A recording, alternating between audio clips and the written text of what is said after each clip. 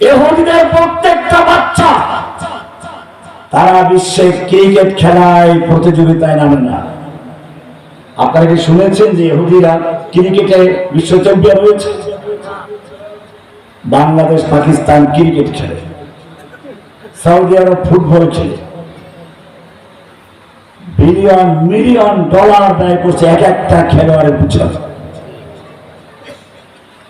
একদিকে মুসলিমদের অর্থগুলো ব্যয় হচ্ছে ইহুদি খ্রিস্টানদের গোলামি করে, আর একদিকে মুসলিমদের সন্তানরা না খেয়ে মারা যাচ্ছে। আমি রমজান মাসে মক্কার হারামে বসে যখন এই দৃশ্যগুলো দেখতে পাচ্ছিলাম, আমার ঈমান আমাকে নাড়া দিয়েছিল। হারাম শরীফের ভিতরে বসে লেকচার দিয়েছে। আপনি ছিলেন না? বলছেন ইন্টারনেটে পাবেন, মনে রাখতে হবে। আল্লাহ রাব্বুল আলামিন এমনিতে সাহায্য করবেন তা বলেন নাই, কোরআন বলছে ওয়াইদ্দু লাহুম মাসতাতাতুম মিন কুওয়া। আল্লাহ প্রথমে শত্রু চিহ্নিত করে দিয়েছে। আল্লাহ কোন দোষ কিয়ামতে দিতে পারবেন না। আল্লাহ বলেছেন লা তাজিদান্না শাত্তান নাসি আদাওয়াতান লিল্লাযিনা আমানুল ইয়াহুদা ওয়াল্লাযিনা আশরাকু। দুইটা গ্রুপ। কয়টা গ্রুপ? কি সুন্দর মিলে যাচ্ছে দেখেন। আল্লাহ বলেছেন লা তাজিদান্না শাত্তান নাসি আদাওয়াতান লিল্লাযিনা আমানু। মুমিনদের বিরুদ্ধে সবচেয়ে কঠোর দুশমন, চরম শত্রু বলে দুইটা দলকে। কয়টা দলকে? لَتَجِدَنَّ أَشَدَّ النَّاسِ عَدَاوَةً لِلَّذِينَ آمَنُوا الْيَهُودَ وَالَّذِينَ أَشْرَكُوا। একটা হচ্ছে ইহুদ, একটা কি وَالَّذِينَ أَشْرَكُوا, আর একটা হচ্ছে যারা শিরক করে মূর্তি পূজক। ইহুদি কোথায়? ইহুদি কোথায়? ইসরায়েলে। মূর্তি পূজক কোথায়? বোঝা গেল আল্লাহ তাআলা কোরআনে যেই দুইটা দলকে চিহ্নিত করেছে, সেই দুইটা দল বাস্তবেই এখন যুদ্ধে লিপ্ত আছে কিনা, এটা গেল কোরআনের আয়াত। এবার হাদিস শুনুন। আল্লাহর রাসূল সাল্লাল্লাহু আলাইহি ওয়াসাল্লাম বলেছেন ইসাবাতান মিন উম্মতি আহরাজাহুমুল্লাহু মিনান নার। আমার উম্মতের দুইটা দল যাদেরকে আল্লাহ রাব্বুল আলামিন জাহান্নামের আগুন থেকে রক্ষা করবেন, বাঁচাবেন, জাহান্নামের আগুন থেকে নিরাপদ দূরে রাখবেন, সেই দুইটা দল কারা? কোরআনে যে দুইটা দল সম্পর্কে বলেছে তার বিরুদ্ধে যারা যুদ্ধ করবে, আল্লাহ রাসূল বলছেন ইসাবাতুন তাগজুল হিন্দা। কোরআনে এখানে বলেছে আল্লাযিনা আশরাকু, কিন্তু কোথায় তা বলেন নাই। আল্লাহর রাসূল স্পষ্ট করে দিয়েছেন ইসাবাতুন তাগজুল হিন্দা, একটা হচ্ছে যারা হিন্দুস্তানে আল্লাহর দ্বীনকে বিজয় করার জন্য ওই মুশরিক মূর্তি পূজক পত্তলিকদের ল্যাংটা হিন্দুদের বিরুদ্ধে যুদ্ধ করবে। ল্যাংটি পরা হিন্দু যারা মূর্তি পূজায় লিপ্ত, এদের বিরুদ্ধে যুদ্ধ করবে, গাজওয়াতুল হিন্দ। আর একটা দল হচ্ছে ইসাবাতুন তাকুনু মা ঈসা ইবনে মারইয়াম। দ্বিতীয় দলটি হচ্ছে তারা যারা দাজ্জালের বিরুদ্ধে যুদ্ধ করতে গিয়ে ইহুদি নেতা, ইহুদি লিডার দাজ্জালের বিরুদ্ধে যুদ্ধ করতে গিয়ে যারা ঈসা আলাইহিস সালামের সঙ্গী হয়ে দাজ্জালের বিরুদ্ধে লড়াই করবে, সে দলকে আল্লাহ তাআলা জাহান্নামের আগুন থেকে নিরাপদ রাখবেন। কি সুন্দর আয়াত আর হাদিস স্পষ্ট করা আছে। আল্লাহ সুবহানাহু ওয়া তাআলা বলেছেন দাজ্জাল সম্পর্কে, আল্লাহ রাসূল পরিষ্কার করে দিয়েছেন দাজ্জালের অনেক শক্তি, ক্ষমতা আল্লাহ দিবেন। এমন কি কোন এলাকায় গিয়ে বলবে তোমরা ঈমান আনলে ফসল বেশি হবে, ঠিকই ফসল বেশি হবে।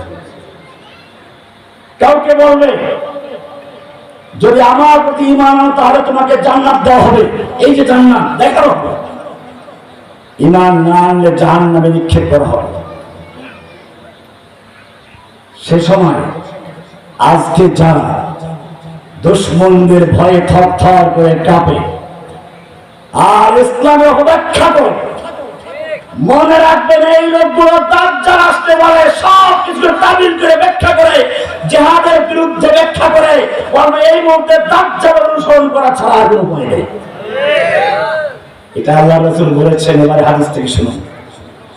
আল্লাহ রাসূল একদিন সাহাবায়ে কেরামদেরকে বললেন, ইউশিকু আন ইয়াতাদাআল উমাম কামা তাদাআল আকালাতু ইলা কাসাআতিহা। অচিরে এমন একটি মুহূর্ত আসবে যখন কাফের শক্তিগুলো একজন অপরজনকে আহ্বান করবে। নেটো জোট বলেন, জাতিসংঘ বলেন, বিভিন্ন ভাবে আল উমাম, এখনো জাতিসংঘের আরবি হচ্ছে আল উমামুল মুত্তাহিদা, জাতিসংঘ। আল্লাহ নবী হুবহু এই শব্দটাই ব্যবহার করেছেন। আইয়াতাদা আল উমাম, কাফের গোষ্ঠীগুলো, জাতিসংঘ, নেটো, বিভিন্ন নামে ঐক্যবদ্ধ হয়ে একজন অপরজনকে আহ্বান করবে, আসো আমরা জোট বেঁধে মুসলিমদের হত্যা করে ধ্বংস করি। কামা তাদাআল আকালাতা ইলা কাসাআতিহা, যেরকম ভাবে দস্তরখান বিছিয়ে দস্তরখানে খাবার তৈরি করে তারপরে বন্ধু বান্ধবদেরকে, মেহমানদেরকে ডাকা হয়, আসুন বসুন একসাথে খাই। কি মজার কথা, কি উপহাস! সাহাবায়ে কেরাম আশ্চর্য হলেন, কারণ তখন আমেরিকা, রাশিয়া, তখন যা সুপার পাওয়ার ছিল, রোম, পারস্য, সাহাবায়ে কেরামদের ভয়ে থরথর করে কাঁপত। সেজন্য তারা আল্লাহর নবীর এই কথা শুনে আশ্চর্য হয়ে বললেন, ইয়া রাসূলুল্লাহ, আমরা মাত্র লক্ষাধিক সাহাবী, আমাদের ভয়ে বর্তমান গোটা দুনিয়া কাঁপছে। তখন মুসলমানদের হত্যা করার জন্য একে অপরকে আহ্বান করে জোটবদ্ধ হবে, তখন কি মুসলিমদের সংখ্যা এর চেয়ে কমে যাবে? আল্লাহ রাসূল সাল্লাল্লাহু আলাইহি ওয়াসাল্লাম বলেন, না, কমে যাবে না, তখন তোমাদের সংখ্যা অনেক থাকবে, অনেক। বর্তমানে তাই তো হয়েছে। এরপর আল্লাহ রাসূল বলেছেন, ওয়ালাকিন্নাকুম গুসাউন কাগুসাইস সাইল, কিন্তু তোমাদের অবস্থা হবে তুফানের সময় যে ফেনা হয়, বুদবুদ হয়, বুলবুল, অনেক সংখ্যা, কিন্তু কতক্ষণ থাকে? গোসাউনের অর্থ সেই বুদবুদ ফেনা, অথবা গোসাউন মানে আবর্জনা, ময়লা আবর্জনা। তুফানের সময় পানির উপরে ভাসমান আবর্জনা, ময়লা যেরকম ভাবে পানি তো একদিক থেকে আরেকদিকে চলে যায়, তার কোনো স্থায়ী কিছু থাকে না। মুমিনদের অবস্থা, মুসলমানদের অবস্থা ওরকম, সংখ্যায় বেশি কিন্তু তাদের কোনো ভিত্তি থাকে না। এটা কি বললেন একটু পরে ব্যাখ্যা আসতেছে ইনশাআল্লাহ। সাহাবায়ে কেরাম জিজ্ঞেস করেন, ইয়া রাসূলুল্লাহ, এর কারণটা কি, এরকম হবে কেন? বললেন, তোমাদের মুসলিমদের অন্তরের মধ্যে অহং ঢুকিয়ে দেবে, অহং। সাহাবায়ে কেরাম প্রশ্ন করেন, অহং কি জিনিস? قال حب الدنيا وكراهية الموت।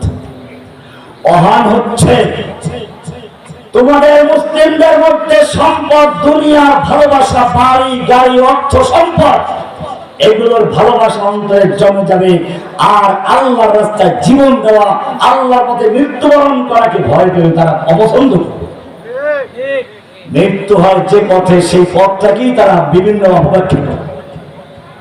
মৃত্যু হবে কোন পথে, একটু পরে আমি আসতেছি ইনশাআল্লাহ আলোচনা। আল্লাহর রাসূল সাল্লাল্লাহু আলাইহি ওয়াসাল্লাম কি বুঝালেন? এই ঝড় তুফান কি, কারণটা কি, আর আবর্জনা কি?